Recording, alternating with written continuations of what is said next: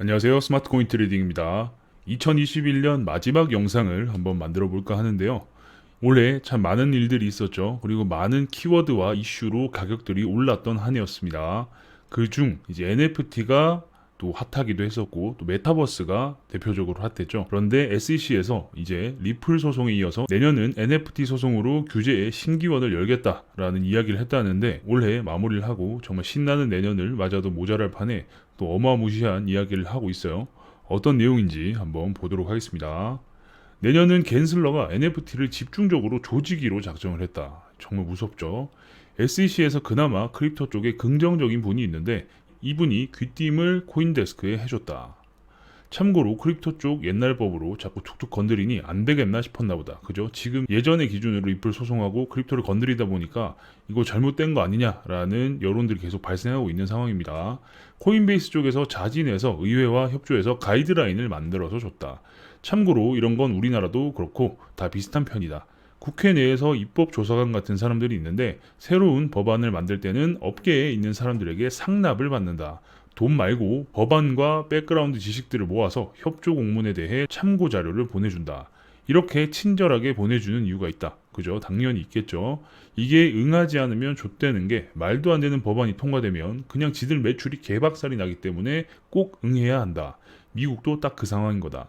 그러니까 지금까지는 약간의 치외 법권 비슷하게 해서 어마어마하게 해먹었죠. 지금 관련 법안들을 하나하나 만들기 위해 절차를 밟고 있는 상황에서 입법조사관이 먼저 협조 공문을 보내서 이렇게 자료를 모은다고 하죠. 그러면 당연히 거래소에서도 아이고 오셨습니까 하면서 이때까지 저희가 이렇게 해왔고 앞으로는 이렇게 흘러가야 된다라고 어느 정도 당연히 싸바싸바가 들어가야겠죠. 이런 부분에 있어서 커뮤니케이션이 잘 안 되거나 자기네 의견을 미리 이야기하지 않게 되면 가만히 있다가 말도 안 되는 법안이 통과돼서 갑자기 거래량이 없어지게 만들어 버린다거나 뭐 사람들이 코인에 완전히 관심이 멀어지게 해버릴 수 있는 그런 상황이 닥칠 수 있기 때문에 거래소 입장에서도 이런 부분에서는 충실히 협조를 해야 된다라는 부분이죠.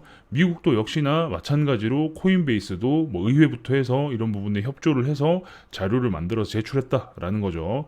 코인베이스는 국회에서 30번 이상의 회의도 하고 행정부 사람들이랑도 지속적인 컨택을 해왔었다. 그래야 자기네들이 유리한 쪽으로 정말 뒤통수 맞는 일이 없으니까 당연히 이렇게 열심히 협조하는 거라고 말씀드렸죠. 어느 정도로 열과 성을 들였냐면 이렇게까지 해주나 싶을 정도로 전 SEC 의장 대행이었던 사람이 감사의 인사를 표했을 정도다. 뭔지 아시겠죠? 얼마나 열심히 성실히 협조를 했으면 이렇게 의장 대행이 감사 인사를 했을까 싶죠.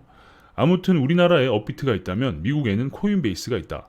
둘이 비빌 수 있는 상황은 아니지만 그래도 개인 지갑에 송금하는 것까지 막은 빗썸이야 득보 거래소를 포함하면 그나마 업비트라도 제정신이 박혀있구나 정도인 상황이라. 그죠? 빗썸이나 코인원 같은 거래소들은 이제 메타마스크 같은 지갑으로는 출금을 안 해주겠다 했어요. 이게 진짜 말이 안 되는 상황이긴 한데 이런 부분에 있어서는 아직까지 업비트는 제정신이다 라고 이야기를 하는 거고 코인베이스가 정말 상징적인 건 미국에서 테더가 아닌 달러를 직접 입출금할 수 있는 몇 안 되는 거래소 중에 하나이기 때문입니다. 거래량을 치면 업비트가 절대적으로 많긴 하지만 그래도 뭐 비슷하게 볼 수 있는 거죠. 어쨌든 국가의 규모로 치면 미국이 절대적으로 크죠. SEC는 여태껏 규제 관련 일을 할 때 비밀스럽게 일을 진행해왔다. 진짜 정보가 외부에 나오지 않게 나름 은밀히 저격총으로 한 명씩 조져왔다. 근데 이번 갠슬러는 저격총이 아니라 거의 무슨 산탄총 아니 크레모아 수준으로 그냥 몰살을 시켜버리는 상황이라. 이 정도면 제이 클레이튼보다 훨씬 저돌적이고 공격적이라고 이야기를 했다. 제이 클레이튼은 게리 갠슬러 이전 전임 의장이었죠. 아무튼 리플뿐만 아니라 지금 전반적으로 조져버리기 위해서 게리 갠슬러가 칼을 갈고 있다라는 이야기처럼 들리기도 하네요. 그죠? NFT는 이제 좆됐다.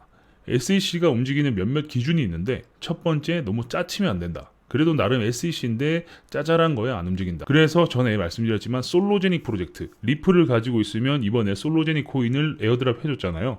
그 에어드랍을 해준 그 솔로제닉 프로젝트가 거래소를 가지고 있는데 그 거래소에서 미국 증권뿐만 아니라 전 세계의 주식을 크립토를 이용해서 뭐 사고 팔게 하겠다 뭐 이런 소리를 했었었는데 이게 문제가 안 됐던 이유는 얘네들이 아직 너무 짜치기 때문이다 라는 이야기를 했었죠. 너무 규모가 작고 유명하지 않아서 문제가 안 되고 있다라는 걸 말씀드렸는데 같은 맥락이라고 보면 되겠죠. 근데 NFT는 이게 덩치가 커져서 이제 거래 금액이 200억 달러를 넘겨버렸다. 200억 달러면 자그마치 20조가 넘죠. SEC가 어떻게 표현을 했냐면 우리 관할이 아주 아니라고 할 수는 또 없다. 뭐 이런 식으로 한글로 표현하면 대충 이쯤 되는 뭐 그런 비슷한 표현을 했다라는 거죠. 뭐랄까 NFT가 커지면서 NFT의 변종이 생기면서 그 바운더리를 살짝 넓히다 보면 금기의 선을 밟을 녀석이 생길 것이고 SEC 아니 갠슬러의 발작이 시작된다는 것이다. 그러니까 예를 들어서 뭔가 프로젝트를 하나 만들어 놓고 10,000개의 그림 NFT를 해놓고 가격은 무조건 같아. 근데 얘네들이 가격이 같이 오르고 내리게 되고 이런 부분처럼 꼼수를 써가지고 운용을 하게 되면 주식 아닌 주식, 증권 아닌 증권, 지분 아닌 지분 이런 형태가 될 수 있다라는 말이죠. 그렇게 되면 당연히 이런 놈들이 생기면서 SEC 아니 갠슬러의 발작이 시작될 거다. 라는 걸 이야기했다라는 겁니다. 그래서 내년에 이런 변종적인 NFT가 생기는 것을 막기 위해 노력할 거고 NFT를 하나하나 규제하면서 이제 잡아나갈 것이다 라는 경고를 한 거죠. 참 올해는 NFT로 정말 많은 수익도 나고 재미도 보고 많은 일들이 있었었는데 내년에는 또 찬바람이 불게 되는 게 아닐까라는 걱정이 좀 되기도 하네요.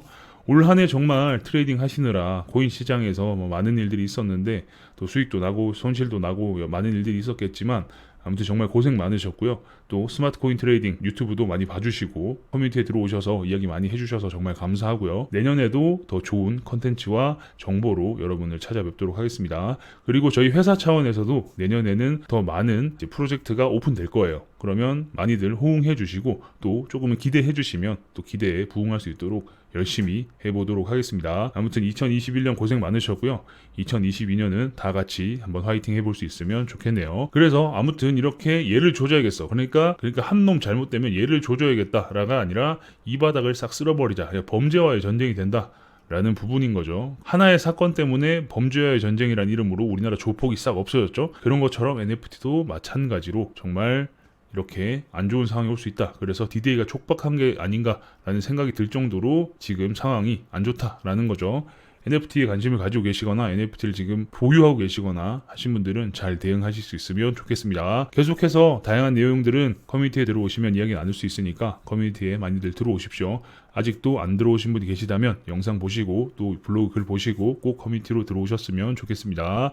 아래 보이시는 화면은 저희 회사에서 직접 개발하고 운영 중인 API 트레이딩 프로그램입니다. 바이낸스, 바이비트, 비트맥스, FTX 네 군데 거래소에서 사용이 가능하고요. 수량과 범위를 정해놓고 클릭을 하면 최대 40개의 주문을 한 번에 넣어주는 스프레드 기능 거미줄을 이야기하는 겁니다. 화면에 보이시는 바와 같이 올라갈수록 주문 수량이 많아지죠. 그러면은 체결이 되면 될수록 진입가도 같이 올라가게 되어 있습니다. 같은 수량으로 깔게 되면 다 체결이 되어도 중간값의 진입가가 형성이 되는데 이 프로그램은 올라가면 올라갈수록 주문량도 같이 많아지기 때문에 진입가도 같이 올라가서 훨씬 더 유리한 포지션을 가져갈 수 있는 장점이 있습니다. 물타기를 할 때도 같은 수량으로 물타기를 하지 않죠. 내려올수록 더 많은 올라갈수록 더 많은 수량을 물타기해서 탈출을 하거나 수익을 내는 게 일반적인 전략이기 때문에 그 부분을 그냥 쉽게 할 수 있도록 설계를 해뒀습니다. 클릭을 하면 최신 호가에 자동으로 주문을 넣어주는 자동호가 기능이 있습니다. 자동호가 기능을 사용하면 지정가로만 거래를 할 수 있고요. 일부 거래소에서는 수수료를 돌려받으면서 거래를 할 수 있죠. 더 빠른 거래를 하시고 싶으신 분들은 시장가 모드를 사용하실 수도 있습니다. 익절과 손절의 퍼센트를 정해놓으면 체결과 동시에 손절 익절을 자동으로 걸어주는 스캘핑 모드, 키보드를 이용한 단축키 트레이딩 등등 다양한 기능들이 있으니까 한번 관심 있게 봐주시고요. 어떻게 동작하는지는 제가 잠깐 보여드리도록 하겠습니다. 주문이 체결되었습니다. 매도 주문 입력 주문이 체결되었습니다. 스프레드 주문 완료. 스프레드 주문 주문이 체결되었습니다. 주문 취소. 주문이 체결되었습니다.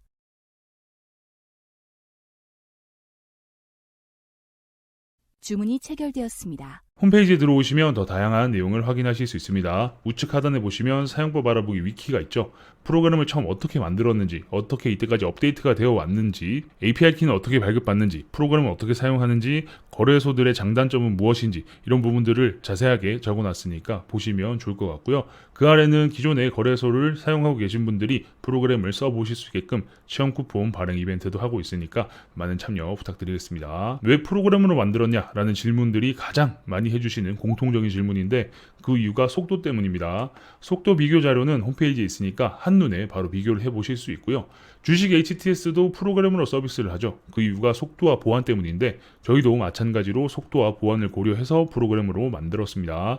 그럼 프로그램이 이상한 거 아니냐, 뭐 쓰면은 해킹 당하는 거 아니냐, 뭐 이상 깔리는 거 아니냐 라는 또 그런 의심과 걱정이 되실 수 있죠. 전혀 그렇지 않습니다. 홈페이지 하단에 보시면 저희 회사 사업자 등록번호가 오픈되어 있습니다. 고객센터 번호도 오픈되어 있기 때문에 운영시간 오후 3시부터 11시까지 전화를 주시면 언제든 친절하게 응대할 수 있도록 하겠습니다. 프로그램도 문제가 없음을 인증받는 키사 인증까지 모두 마쳤습니다. 그래서 프로그램을 설치하실 때 보면 공급자에 저희 회사 이름 HG 파트너스가 뜹니다. 보통 문제가 있거나 아니면 이런 인증을 받지 않은 프로그램들은 공급자에 알 수 없음이라고 뜨는데 저희는 회사 이름이 정확하게 뜨니까 프로그램을 사용하시거나 설치하실 때 필히 확인하시고 사용하시면 좋겠습니다. 그 외에 궁금한 게 있으시다면 우측 상단에 보이시는 카카오톡 SCT01로 카카오톡 주셔도 되고요. 아까 말씀드린 커뮤니티에 들어오셔서 질문 남겨주셔도 직접 제가 친절히 답변 드릴 수 있도록 하겠습니다. 아무튼 올 한 해 마무리 잘 하시고요. 내년에 더 좋은 일들이 가득하셨으면 좋겠습니다. 그럼 다음 영상에서 뵙겠습니다. 감사합니다.